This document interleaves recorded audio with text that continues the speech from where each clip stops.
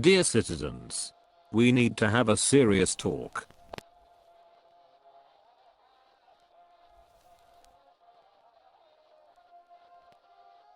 CitizenCon has ended, and we would like to express our feelings regarding this particular event. After CitizenCon ended, there was a lot of negative chatter on social media. It was said that the convention was not what they expected to see, and they wanted more. A lot of these skeptics echoed MandaloreGaming's concerns. I want to see this game succeed, because it would be incredible if they pull this off and make a super fun game. Why can't you be more like the German fan base? They love this game to death, but they just sort of sit in their own little circles. Star Citizen has an unusual number of weirdos. Finding big asteroids, and then you've got to... Focusing on them would be unfair and low-hanging fruit, but I really want you to see this. This guy has an ancient book to judge cheaters with. For over half a year there has been a few citizens claiming they are the best fighter pilots in the verse. I'm gonna link his channel. He's amazing.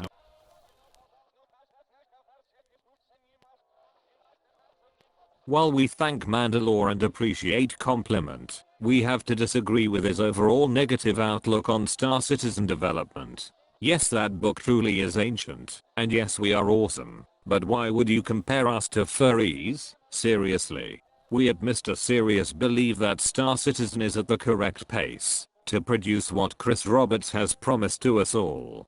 Please let us present our case to you, the Star Citizen, and then let you decide which is right and wrong. When we look at other games with a similar scope to Star Citizen, it gives us a better perspective on how long it takes to develop a AAA massively multiplayer online game. Star Wars Galaxies was in development for roughly 5 years before being released. World of Warcraft, which doesn't have nearly the scope that Star Citizen has, took 5 years to complete. Star Wars The Old Republic took about 3 years and $200 million, but that game was arguably a flop.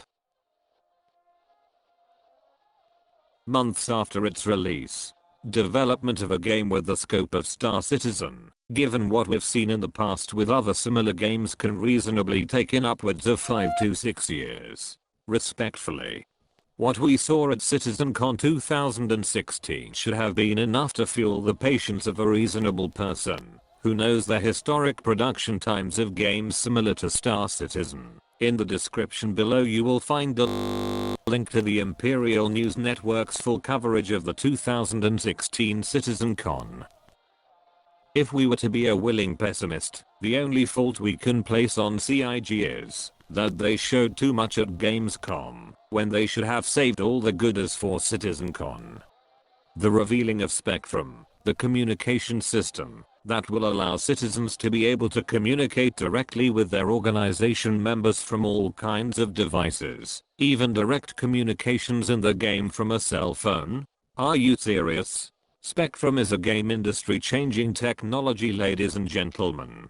In-game voice communications have never been done to the extent that Spectrum will be in any video game, ever. Let's also pay due respect to the workflow system that they have built from the ground up. What Sean Tracy showed us using the Star engine was nothing short of revolutionary. What they have shown us is that they have the workflow system that can pump out fresh content for the community without a sweat. Some of you got frustrated because the Squadron 42 release date was not announced.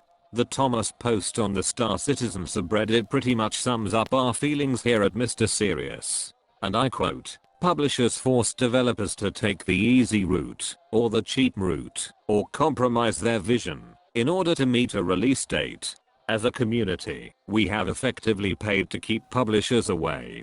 Don't become the publisher." End quote. The Thomas at the Star Citizen subreddit.